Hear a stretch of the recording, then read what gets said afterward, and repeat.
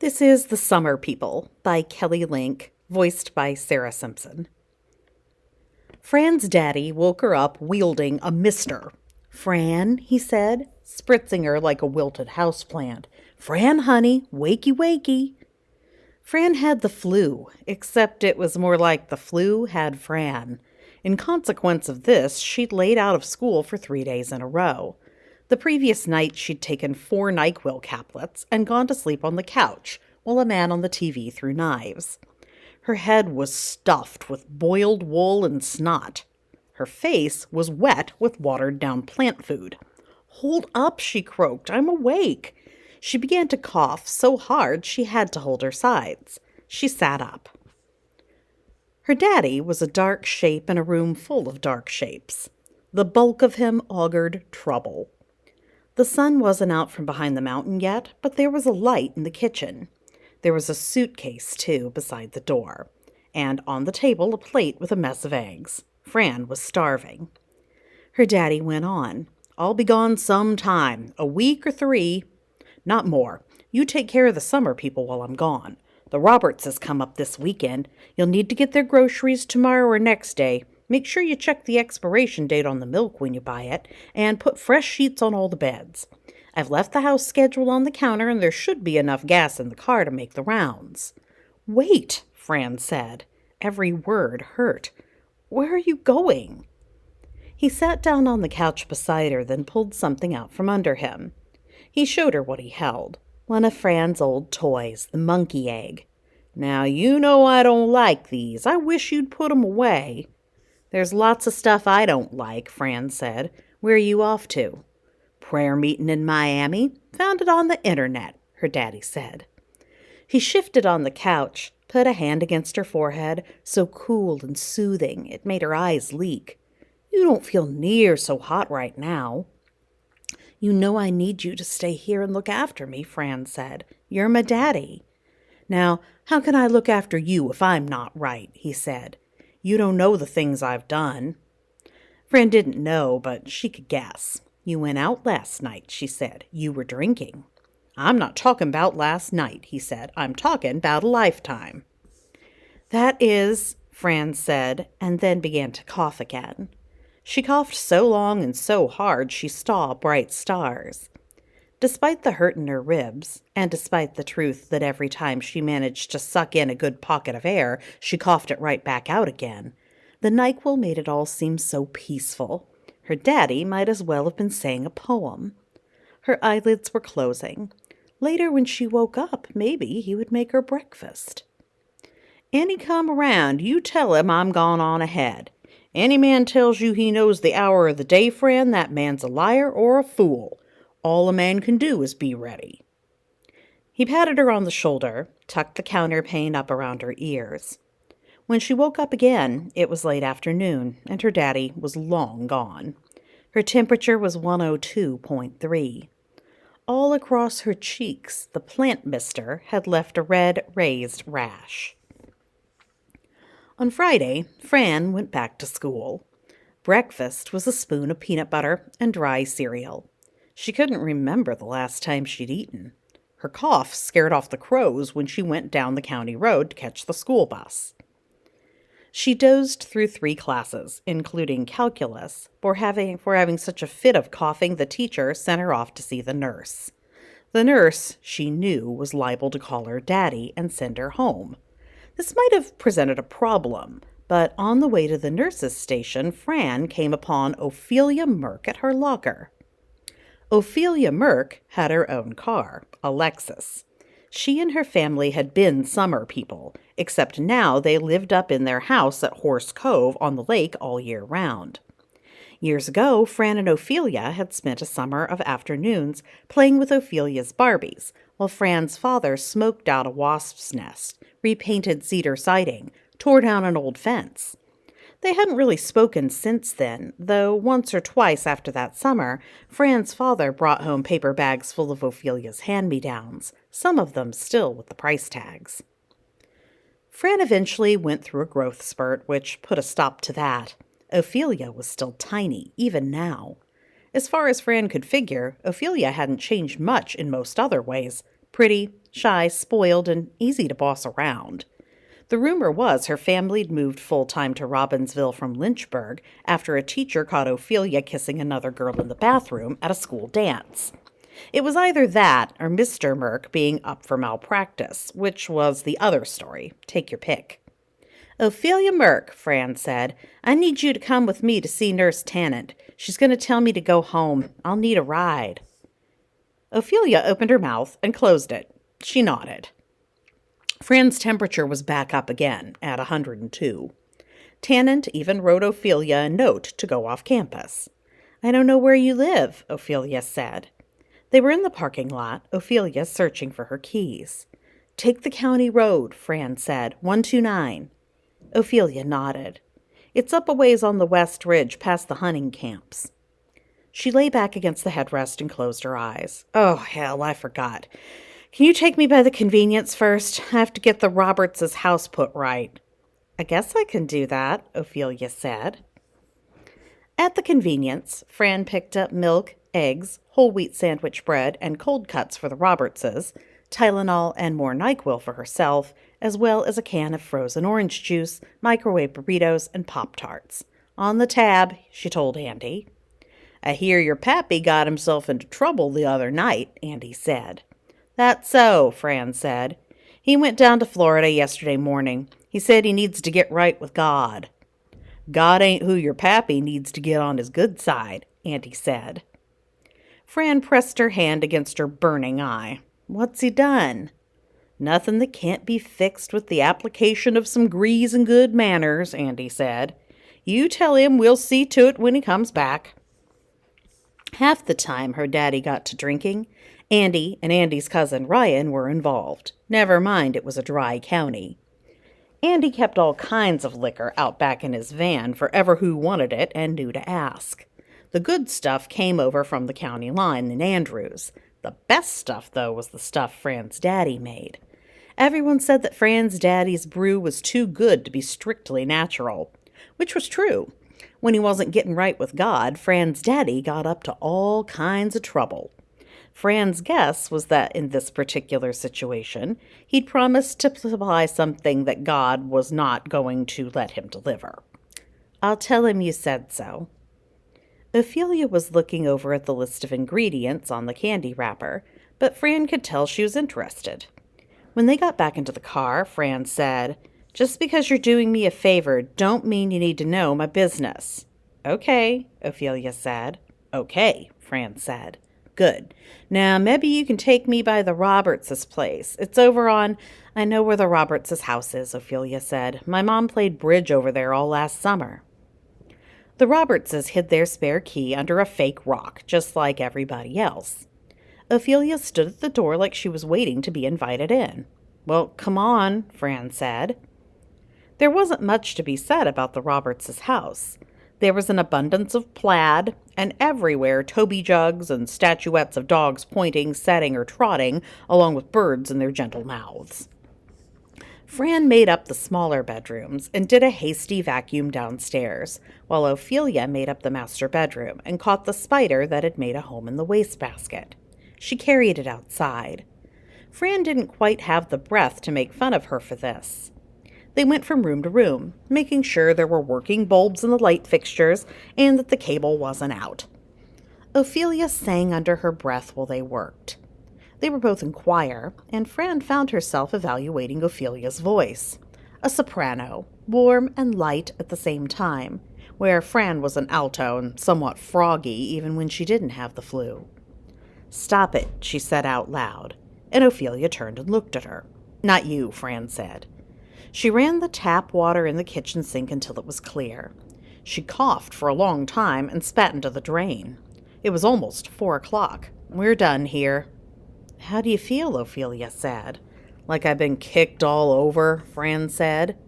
"I'll take you home," Ophelia said. "Is anyone there in case you start feeling worse?" Fran didn't bother answering, but somewhere between the school lockers and the Roberts' master bedroom, Ophelia seemed to have decided that the ice was broken. She talked about a TV show, about the party neither of them would go to on Saturday night. Fran began to suspect that Ophelia had had friends once down in Lynchburg. She complained about calculus homework and talked about the sweater she was knitting. She mentioned a girl rock band that she thought Fran might like, even offered to burn her a CD. Several times she exclaimed as they drove up the county road. "I'll never get used to it, to living up here year-round," Ophelia said. "I mean, we haven't even been here a whole year, but it's just so beautiful. It's like another world, you know." "Not really," Fran said. "Never been anywhere else." "Oh," Ophelia said, not quite deflated by this reply. "Well, take it from me, it's freaking gorgeous here. Everything is so pretty it almost hurts. I love morning, the way everything is all misty, and the trees, and every time the road snakes around a corner there's another waterfall, or a little pasture and it's all full of flowers, all the hollers." Fran could hear the invisible brackets around the word. "It's like you don't know what you'll see, what's there, until suddenly you're right in the middle of it all. Are you applying to college anywhere next year? I was thinking about that school. I don't think I can take another English class. Large animals, no little dogs or guinea pigs. Maybe I'll go out to California." Fran said, "We're not the kind of people who go to college." "Oh," Ophelia said. "You're a lot smarter than me, you know, so I just thought." "Turn here," Fran said. "Careful, it's not paved." They went up the dirt road, through the laurel beds, and into the little meadow with the nameless creek. Fran could feel Ophelia suck in a breath, probably trying her hardest not to say something about how beautiful it was. And it was beautiful, Fran knew. You could hardly see the house itself, hidden like a bride behind her veil of climbing vines, virgin's bower and Japanese honeysuckle, masses of William Baffin and Cherokee roses overgrowing the porch and running up over the sagging roof. Bumblebees, their legs armored in gold, threaded through the meadow grass, almost too weighed down with pollen to fly. "It's old," Fran said. "Needs a new roof. My great-granddaddy ordered it out of the Sears catalog. Men brought it up the side of the mountain in pieces, and all the Cherokee who hadn't gone away yet came and watched." She was amazed at herself. Next thing, she'd be asking Ophelia to come for a sleepover. She opened the car door and heaved herself out, plucked up the poke of groceries. Before she could turn and thank Ophelia for the ride, Ophelia was out of the car as well. "I thought," Ophelia said uncertainly, I thought maybe I could use your bathroom." "It's an outhouse," Fran said deadpan. Then she relented. "Come on in, then. It's a regular bathroom, just not very clean." Ophelia didn't say anything when they came into the kitchen. Fran watched her take it in. The heaped dishes in the sink, the pillow and raggedy quilt on the sagging couch, the piles of dirty laundry beside the efficiency washer in the kitchen, the places where tendrils of vine had found a way inside around the windows. "I guess you might be thinking it's funny," she said. "My pa and me make money doing other people's houses, but we don't take no real care of our own." "I was thinking that somebody ought to be taking care of you," Ophelia said, "at least while you're sick." Fran gave a little shrug. "I do fine on my own," she said. "Washroom's down the hall." She took 2 NyQuil while Ophelia was gone and washed them down with the last swallow or two of ginger ale out of the refrigerator. Flat, but still cool. Then she lay down on the couch and pulled the counterpane up around her face. She huddled into the lumpy cushions. Her legs ached. Her face felt hot as fire. Her feet were ice cold. A minute later, Ophelia sat down beside her. "Ophelia?" Fran said. "I'm grateful for the ride home and the help at the Robertses, but I don't go for girls, so don't les out." Ophelia said, "I brought you a glass of water. You need to stay hydrated." Fran said. "You know, your dad told me once that I was going to hell," Ophelia said. "He was over at our house doing something, fixing a burst pipe, maybe. I don't know how he knew. I was 11. I don't think I knew, not yet anyway. He didn't bring you over to play after he said that, even though I never told my mom." "My daddy thinks everyone is going to hell," Fran said from under the counterpane. "I don't care where I go as long as it ain't here and he's not there." Ophelia didn't say anything for a minute or two, and she didn't get up to leave either, so finally Fran poked her head out. Ophelia had a toy in her hand, the monkey egg.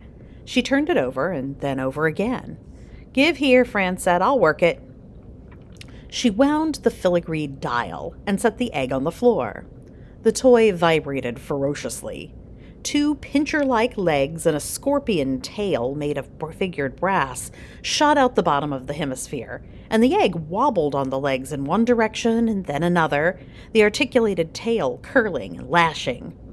Portholes on either side of the top hemisphere opened, and two arms wiggled out and reached up, rapping at the dome of the egg until that, too, cracked open with a click. A monkey's head, wearing the egg dome like a hat, popped out. Its mouth closed and opened in an ecstatic chatter, red garnet eyes rolling, arms describing wider and wider circles in the air until the clockwork ran down, and all of its extremities whipped back into the egg again. "What in the world?" Ophelia said. She picked up the egg, tracing the joins with a finger. "It's just something that's been in our family," Fran said. She stuck her arm out of the quilt, grabbed a tissue, and blew her nose for maybe the 1,000th time. "We didn't steal it from no one, that's what you're thinking." "No," Ophelia said, and then frowned. "It's just, I've never seen anything like it. It's like a Fabergé egg. It ought to be in a museum." There were lots of other toys, the laughing cat and the waltzing elephants, the swan you wound up who chased the dog, other toys that Fran hadn't played with in years, the mermaid who combed garnets out of her own hair, bobbies for babies, her mother had called them. "I remember now," Ophelia said, "when you came and played at my house. You brought a silver minnow. It was smaller than my little finger. We put it in the bathtub and it swam around and around. You had a little fishing rod, too, and a golden worm that wiggled on the hook. You let me catch the fish, and when I did, it talked. It said it would give me a wish if I let it go." "You wished for 2 pieces of chocolate cake," Fran said. "And then my mother made a chocolate cake, didn't she?" Ophelia said. "So the wish came true. But I could only eat 1 piece. Maybe I knew she was going to make a cake? Except, why would I wish for something that I already knew I was going to get?" Fran said nothing. She watched Ophelia through slit eyes. "Do you still have the fish?" Ophelia asked. Fran said, "Somewhere. The clockwork ran down. It didn't give no wishes no more. I reckon I still didn't mind. It only ever granted little wishes." "Ha ha," Ophelia said. She stood up. "Tomorrow's Saturday. I'll come by in the morning to make sure you're okay." "You don't have to," Fran said.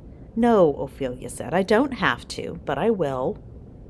"When you do for other people," Fran's daddy said once upon a time when he was drunk before he got religion, "things that they could do for themselves, but they pay you to do it instead, you both will get used to it. Sometimes they don't even pay you. That's charity. At first, charity isn't comfortable, but it gets so it is. After some while, maybe you start to feel wrong when you ain't doing for 'em. Just one more thing, and always one more thing after that. Might be you start to feel as if you're valuable, because they need you. And the more they need you, the more you need them. Things tip out of balance. You need to remember that, Franny. Sometimes you're on one side of that equation, and sometimes you're on the other. You need to know where you are and what you owe. Unless you can balance that out, here is where y'all stay." Fran dosed on NyQuil, feverish and alone in her great-grandfather's catalog house, hidden behind walls of roses, dreamed, as she did every night, of escape. She woke every few hours, wishing someone would bring her another glass of water. She sweated through her clothes and then froze and then boiled again. She was still on the couch when Ophelia came back, banging through the screen door. "Good morning," Ophelia said. "Or maybe I should say good afternoon. It's noon anyhow. I brought oranges to make fresh orange juice, and I didn't know if you liked sausage or bacon, so I got you 2 different kinds of biscuit." Fran struggled to sit up. "Fran," Ophelia said. She came and stood in front of the sofa, holding a cat-head biscuit in each hand. "You look terrible."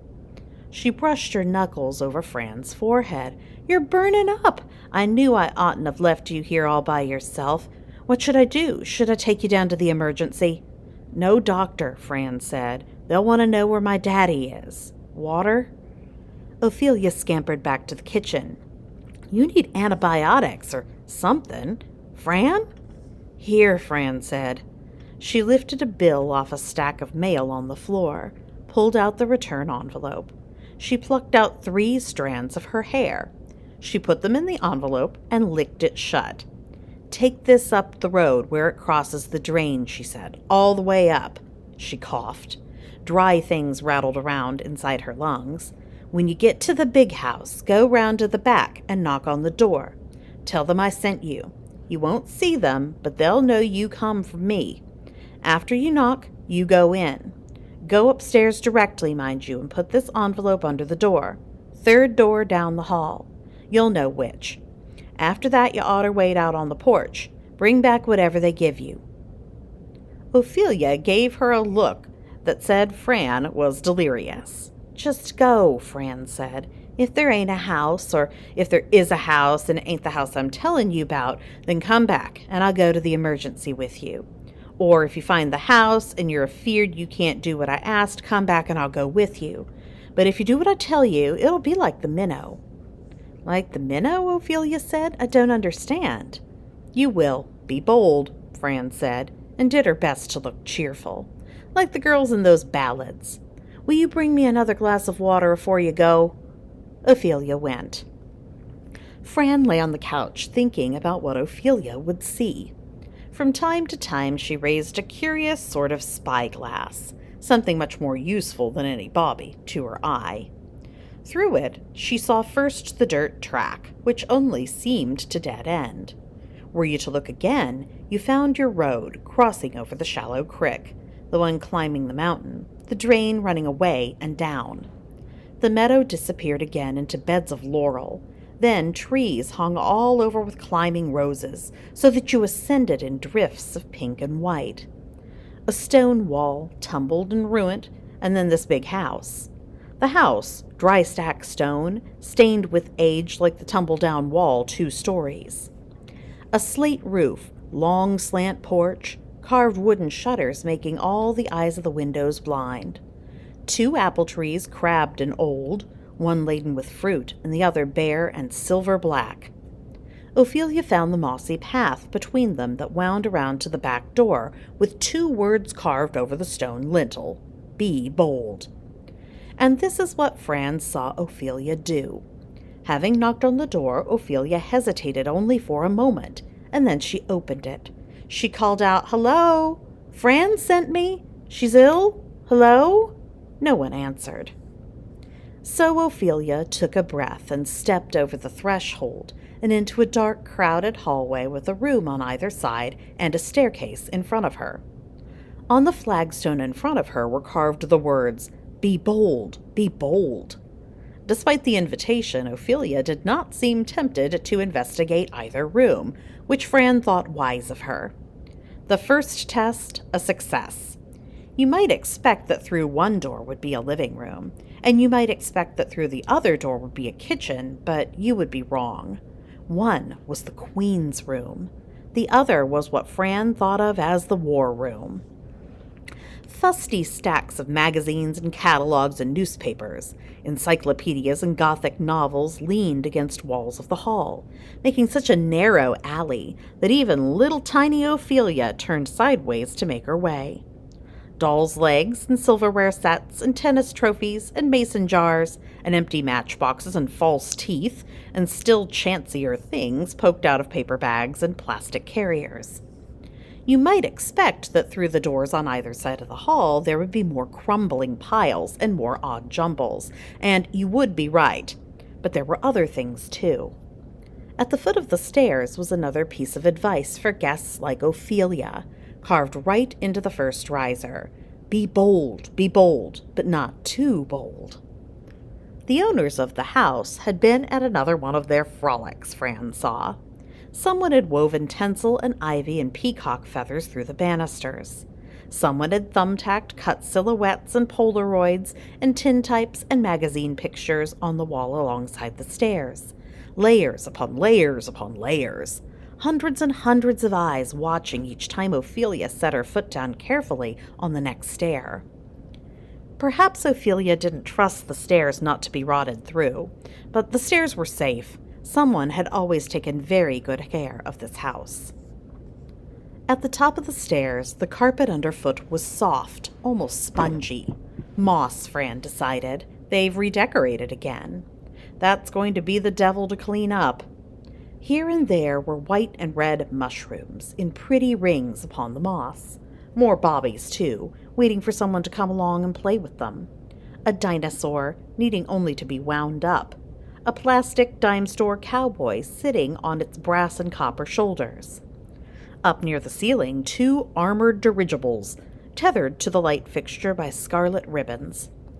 The cannons on these zeppelins were in working order. They'd chased Fran down the hall more than once. Back home, she'd had to tweeze the tiny lead pellets out of her shin. Today, though, all were on their best behavior. Ophelia passed 1 door, 2 doors, stopped at the 3rd door. Above it, the final warning. Be bold, but not too bold, lest that thy heart's blood run cold. Ophelia put her hand on the doorknob, but didn't try it. Not afeard, but no fool neither, Fran thought. They'll be pleased, or will they? Ophelia knelt down to slide Fran's envelope under the door. Something else happened, too. Something slipped out of Ophelia's pocket and landed on the carpet of moss. Back down the hall, Ophelia stopped in front of the first door. She seemed to hear someone or something. Music, perhaps? A voice calling her name? An invitation? Fran's poor, sore heart was filled with delight. They liked her. Well, of course they did. Who wouldn't like Ophelia? She made her way down the stairs, through the towers of clutter and junk, back onto the porch where she sat on the porch swing but didn't swing. She seemed to be keeping one eye on the house and the other on the little rock garden out back, which ran up against the mountain right quick. There was even a waterfall, and Fran hoped Ophelia appreciated it. There'd never been no such thing before. This one was all for her, all for Ophelia, who'd opined that waterfalls are freaking beautiful. Up on the porch, Ophelia's head jerked around, as if she were afraid someone might be sneaking up the back. But there were only carpenter bees, bringing back their satchels of gold, and a woodpecker drilling for grubs. There was a ground pig in the rumpled grass, and the more Ophelia sat and stared, the more she and Fran both saw. A pair of fox kits napping under the laurel, a doe and a fawn teasing runners of bark off young trunks, even a brown bear, still tufty with last winter's fur, nosing along the high ridge above the house. While Ophelia sat enspelled on the porch of that dangerous house, Fran curled inward on her couch, waves of heat pouring out of her. Her whole body shook so violently her teeth rattled. Her spyglass fell to the floor. Maybe I am dying, Fran thought, and that is why Ophelia came here. Fran went in and out of sleep, always listening for the sound of Ophelia coming back down. Perhaps she'd made a mistake, and they wouldn't send something to help. Perhaps they wouldn't send Ophelia back at all. Ophelia with her pretty singing voice, that shyness, that innate kindness. Her curly hair silvery blonde. They liked things that were shiny. They were like magpies that way, in other ways, too. But here was Ophelia, after all, her eyes enormous, her face lit up like Christmas. "Fran," she said, "Fran, wake up! I went there. I was bold." "Who lives there, Fran?" "Summer people," Fran said. "Did they give you anything for me?" Ophelia set an object upon the counterpane. Like everything the summer people made, it was right pretty.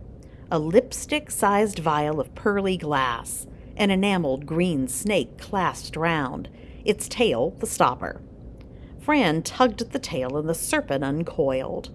A pole ran out of the mouth of the bottle, and a silk rag unfurled. Embroidered upon it were the words, "Drink me." Ophelia watched this, her eyes glazed with too many marvels. "I sat and waited, and there were 2 little foxes. They came right up to the porch and went to the door and scratched at it until it opened. They trotted right inside. They came out again, and one came over to me with the bottle in its jaws. It laid down the bottle right at my feet, and they went trotting down the steps as easy as you please and into the woods. Fran, it was like a fairy tale. Yes, Fran said. She put her lips to the mouth of the vial and drank down what was in it. She coughed, wiped her mouth, and licked the back of her hand. I mean, people say something is like a fairy tale all the time, Ophelia said. And what they mean is somebody falls in love and gets married, happy ever after. But that house, those foxes, it really is a fairy tale. Who are they, the summer people? That's what my daddy calls them, Fran said, except when he gets religious, he calls them devils come up to steal his soul. It's because they supply him with drink. But he weren't never the one who had to mind after him. That was my mother, and now she's gone, it's only ever me. You take care of them, Ophelia said. You mean like the Robertses? A feeling of tremendous well-being was washing over Fran.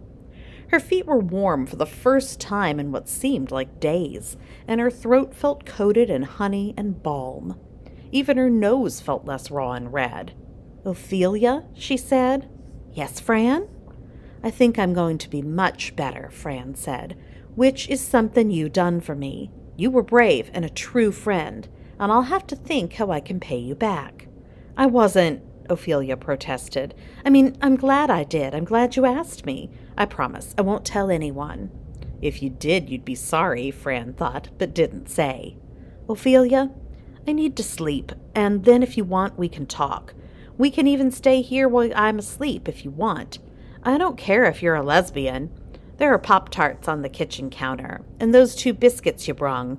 I like sausage. You can have the one with bacon. She fell asleep before Ophelia could say anything else. The first thing she did when she woke up was run a bath.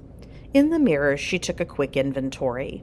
Her hair was lank and greasy, all witchy knots. There were circles under her eyes, and her tongue, when she stuck it out, was yellow. When she was clean and dressed again, her jeans were loose and she could feel all her bones. I could eat a whole mess of food, she told Ophelia, but a cat head and a couple of Pop-Tarts will do for a start. There was fresh orange juice, and Ophelia had poured it into a stoneware jug. Fran decided not to tell her that her daddy used it as a sometime spittoon. Can I ask you more about them, Ophelia said. You know, the summer people. I don't reckon I can answer every question, Fran said, but go on. When I first got there, Ophelia said, when I first went inside, at first I decided that it must be a shut-in, one of those hoarders. I've watched that show, and sometimes they even keep their own poop and dead cats. It's just horrible. Then it just keeps on getting stranger. But I wasn't ever scared. It felt like there was somebody there, but they were happy to see me. They don't get much in the way of company, Fran said. Yeah, well, why do they collect all that stuff? Where does it come from? Some of it's from the catalogs. I have to go down to the post office and collect it for them. Sometimes they go away and bring things back. Sometimes they tell me they want something, and I get it for them. Mostly it's stuff from the Salvation Army. Once I had to buy 100 pounds of copper piping. Why? Ophelia said. I mean, what do they do with it? They make things, Fran said. That's what Ma called them, makers. I don't know what they do with it all. They give away things, like the toys. They like children. When you do things for them, they're beholden to you. Have you seen them? Ophelia said. Now and then, Fran said. Not so often. Not since I was much younger. They're shy. Ophelia was practically bouncing on her chair. You get to look after them? That's the best thing ever. Have they always been here? Fran hesitated. I don't know where they come from. They aren't always there. Sometimes they're somewhere else. Ma said she felt sorry for them. She thought maybe they couldn't go home, that they'd been sent off, like the Cherokee, I guess. They live a lot longer, maybe forever. I don't know. I expect time works different where they come from. Sometimes they're gone for years, but they always come back. They're summer people. That's just the way it is with summer people. Like how we used to come and go, Ophelia said. But that's how you used to think of me, like that. Now I live here. You can still go away, though, Fran said, not caring how she sounded. I can't. It's part of the bargain. Whoever takes care of them has to stay here. You can't leave. They don't let you. You mean you can't leave ever? No, Fran said, not ever. Ma was stuck here until she had me, and then when I was old enough I took over. She went away.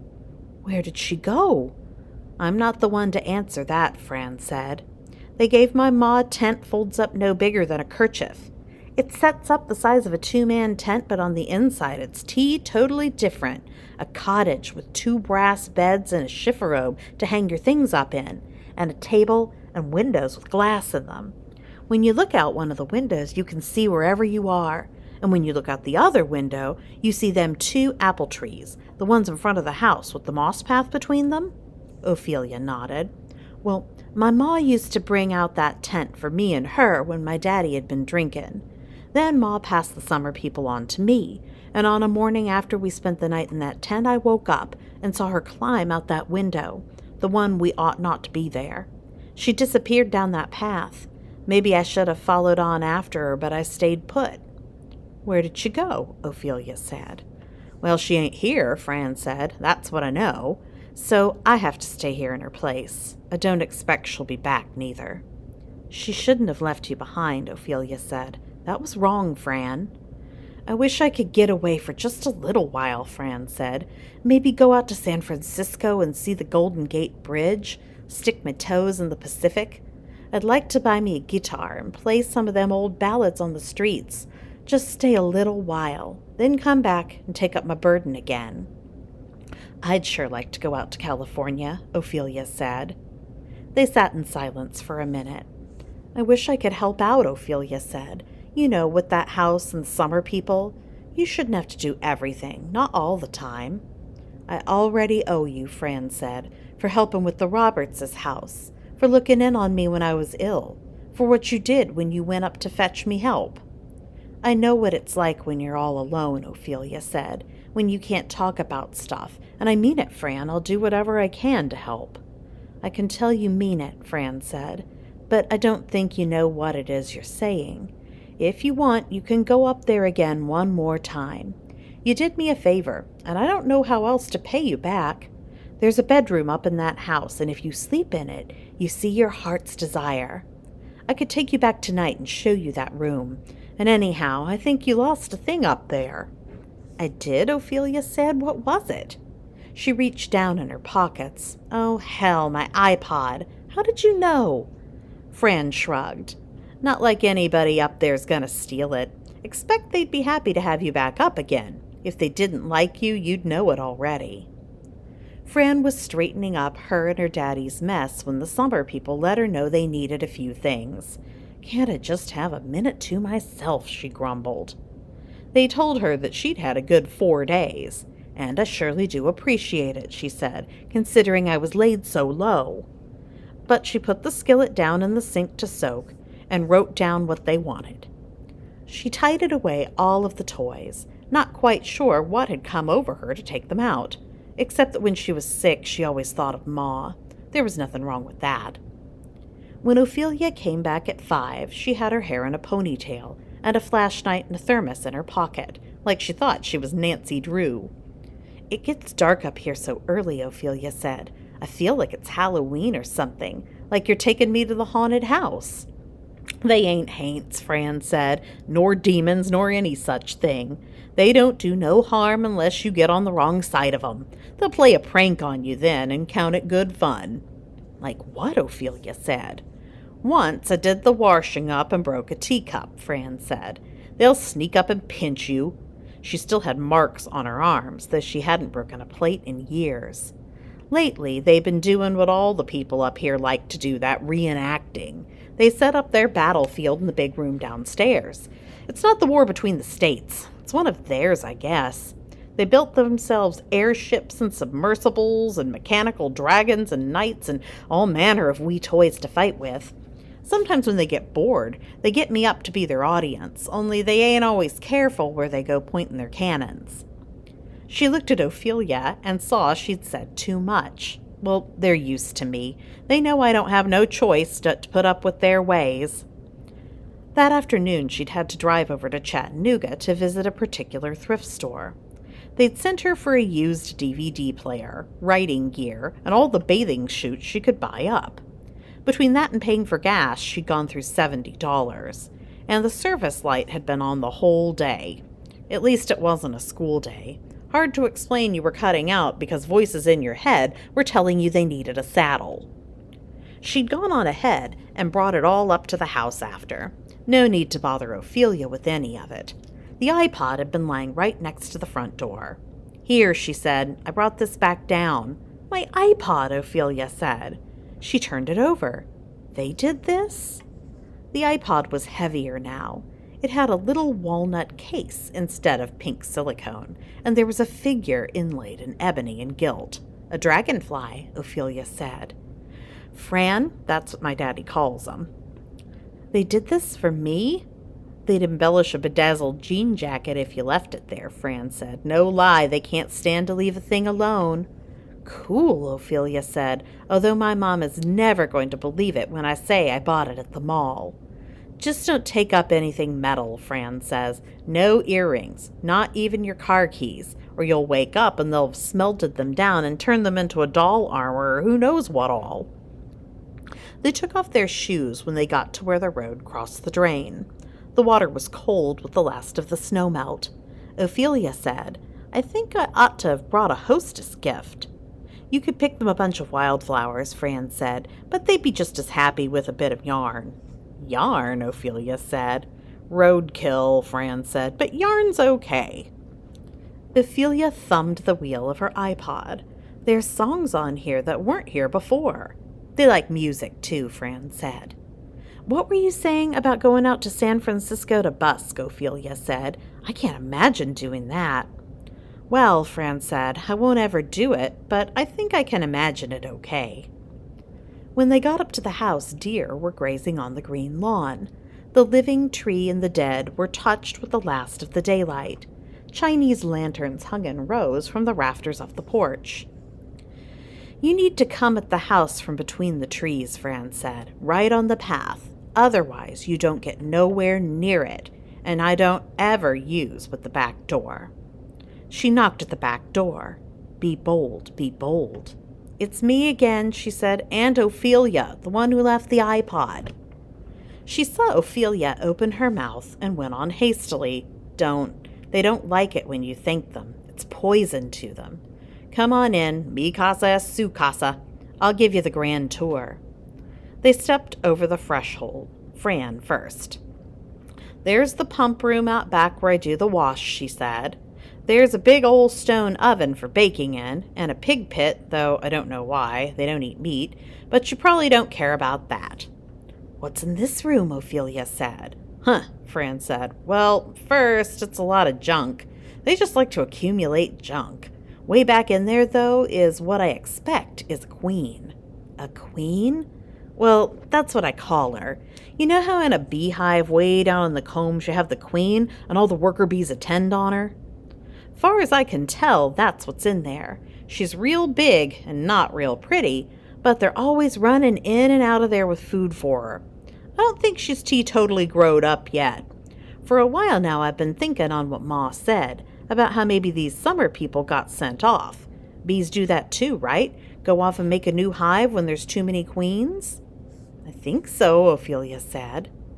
"The queen's where my daddy gets his liquor, and she don't bother him none. They have some kind of still set up in there, and every once in a while when he ain't feeling too religious, he goes in and skims off a little bitty bit. It's awfully sweet stuff." "Are they, listening to us right now?" In response came a series of clicks from the war room. Ophelia jumped. "What's that?" she said. "Remember I told you about the reenactor stuff?" Fran said. "Don't get spooked. It's pretty cool." She gave Ophelia a little push into the war room. Of all the rooms in the house, this one was Fran's favorite, even if they dive-bombed her sometimes with the airships or fired the cannons without much thought for where she was standing. The walls were beaten tin and copper, scrap metal held down with two-penny nails. Molded forms lay on the floor representing scaled-down mountains, forests, and plains where miniature armies fought desperate battles. There was a kiddie pool over by the big picture window with a machine in it that made waves. There were little ships and submersibles, and occasionally one of the ships sank, and bodies would go floating over to the edges. There was a sea serpent made of tubing and metal rings that swam endlessly in a circle. There was a sluggish river, too, closer to the door, that ran red and stank and stained the banks. The summer people were always setting up miniature bridges over it, then blowing the bridges up. Overhead were the fantastic shapes of the dirigibles and the dragons that were hung on string and swam perpetually through the air above your head. There was a misty globe, too, suspended in some way that Fran could not figure and lit by some unknown source. It stayed up near the painted ceiling for days at a time, then sunk down behind the plastic sea according to some schedule of the summer people's. I went to a house once, Ophelia said. Some friend of my father's, an anesthesiologist. He had a train set down in his basement, and it was crazy complicated. He would die if he saw this. Over there is a queen, I think, Fran said, all surrounded by her knights. And here's another one, much smaller. I wonder who won in the end. Maybe it's not been fought yet, Ophelia said, or maybe it's being fought right now. Could be, Fran said. I wish there was a book that told you everything that went on. Come on, I'll show you the room you can sleep in. They went up the stairs. Be bold, but not too bold. The moss carpet on the second floor was already looking a little worse for wear. Last week I spent a whole day scrubbing these boards on my hands and knees, so of course the next thing they do is go and pile up a bunch of dirt and stuff. They won't be the ones to have to pitch in and clean it up. I could help, Ophelia said, if you want. I wasn't asking for help, but if you offer, I'll accept. The first door is the washroom, Fran said. Nothing queer about the toilet. I don't know about the bathtub, though. Never felt the need to sit in it. She opened the second door. Here's where you sleep. It was a gorgeous room, all shades of orange and rust and gold and pink and tangerine. The walls were finished in leafy shapes and vines cut from all kinds of dresses and t-shirts and what have you. Fran's ma had spent the better part of a year going through thrift stores, choosing clothes for their patterns and textures and colors. Gold leaf snakes and fishes swam through the leaf shapes. When the sun came up in the morning, Fran remembered it was almost blinding. There was a crazy quilt on the bed, pink and gold. The bed itself was shaped like a swan. There was a willow chest at the foot of the bed to lay out your clothes on. The mattress was stuffed with the down of crow feathers. Fran had helped her mother shoot the crows and pluck their feathers. She thought they'd killed about 100. Wow, Ophelia said. I keep saying that. Wow, wow, wow. I always thought it was like being stuck inside a bottle of orange knee-high, Fran said, but in a good way. I like orange knee-high, Ophelia said, but this is like outer space. There was a stack of books on the table beside the bed. Like everything else in the room, all the books had been picked out for the colors on their jackets. Fran's ma had told her once how the room had been another set of colors. Greens and blues, maybe? Willow and peacock and midnight colors? And who had brought the bits up for the room that time? Fran's great-grandfather, or someone even further along the family tree? Who had first begun to take care of the summer people? Her mother had doled out stories sparingly, and so Fran only had a piecemeal sort of history. Hard to figure out what would please Ophelia to hear anyway, and what would trouble her. All of it seemed pleasing and troubling to Fran in equal measure after so many years. The door you slipped my envelope under, she said finally. You oughtn't ever go in there. Ophelia looked interested. Like Bluebeard, she said. Fran said, It's how they come and go. Even they don't open that door very often, I guess. She'd peeped through the keyhole once and seen a bloody river. She bet if you passed through that door you weren't likely to return. Can I ask you another stupid question? Ophelia said. Where are they right now? They're here, Fran said, or out in the woods chasing nightjars. I told you I don't see them much. So how do they tell you what they need you to do? They get in my head, Fran said. It's hard to explain. They just get in there and poke at me, like having a really bad itch or something that goes away when I do what they want me to. Oh, Fran, Ophelia said.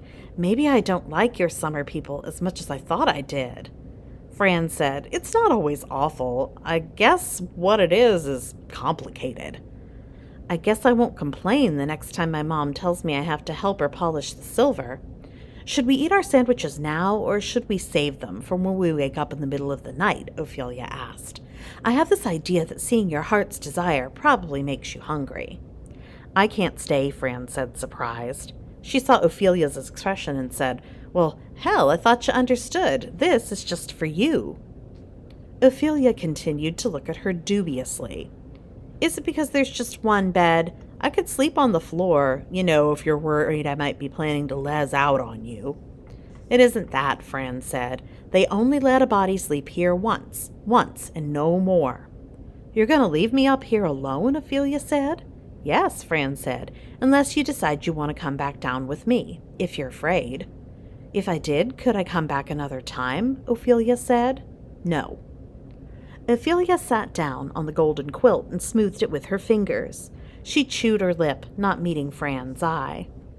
Okay, I'll do it, she laughed. How could I not do it, right? If you're sure, Fran said. I'm not sure, but I couldn't stand if you sent me away now, Ophelia said. When you slept here, were you afraid?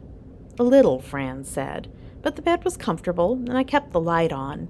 I read for a while, and then I fell asleep. Did you see your heart's desire? Ophelia said. I saw it, Fran said, then said no more. Okay, then, Ophelia said. I guess you should go. You should go, right? I'll come back in the morning, Fran said. I'll be here afore you even wake. Thanks, Ophelia said. But Fran didn't go. She said, Did you mean it when you said you wanted to help? Look after the house, Ophelia said. Yeah, absolutely. You really ought to go out to San Francisco someday. You shouldn't have to stay here your whole life without ever having a vacation or anything. I mean, you're not a slave, right? I don't know what I am, Fran said. I guess one day I'll have to figure that out.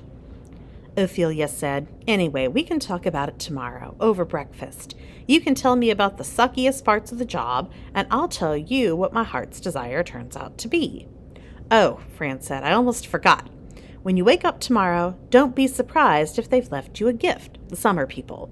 It'll be something they think you need or want, but you don't have to accept it. You don't have to worry about being rude that way. Okay, Ophelia said, I will consider whether I really need or want my present. I won't let false glamour deceive me. Good, Fran said. Then she bent over Ophelia where she was sitting on the bed and kissed her on the forehead. Sleep well, Ophelia. Good dreams. Fran left the house without any interference from the summer people. She couldn't tell if she'd expected to find any. As she came down the stairs, she said rather more fiercely than she'd meant to, Be nice to her. Don't play no tricks. She looked in on the Queen, who was molting again. She went out the front door instead of the back, which was something she'd always wanted to do. Nothing bad happened, and she walked down the hill feeling strangely put out. She went over everything in her head, wondering what still needed doing that she hadn't done. Nothing, she decided. Everything was taken care of. Except, of course, it wasn't. The first item was the guitar, leaned up against the door of her house. It was a beautiful instrument. The strings, she thought, were silver. When she struck them, the tone was pure and sweet and reminded her, as it was no doubt meant to, of Ophelia's singing voice. The keys were made of gold and shaped like owl heads, and there was mother-of-pearl inlay across the boards like a spray of roses. It was the gaudiest gewgaw they'd made yet, her a gift of. Well, all right, she said. I guess you don't mind what I told her. She laughed out loud with relief. And ever who did you tell what? Someone said. She picked up the guitar and held it like a weapon in front of her. Daddy? Put that down, the voice said. A man stepped forward out of the shadows of the rose bushes. I'm not your damn daddy, although come to think of it, I would like to know where he is. Ryan Shoemaker, Fran said. She put the guitar down on the ground. A second man stepped forward, and Kyle Rainey. Howdy, Fran, said Kyle. He spat. We're looking for your pappy, like Ryan says. If he calls, I'll let him know you were up here looking for him, Fran said. Ryan lit up a cigarette, looked at her over the flame. It was your daddy we wanted to ask, but I guess you could help us out instead.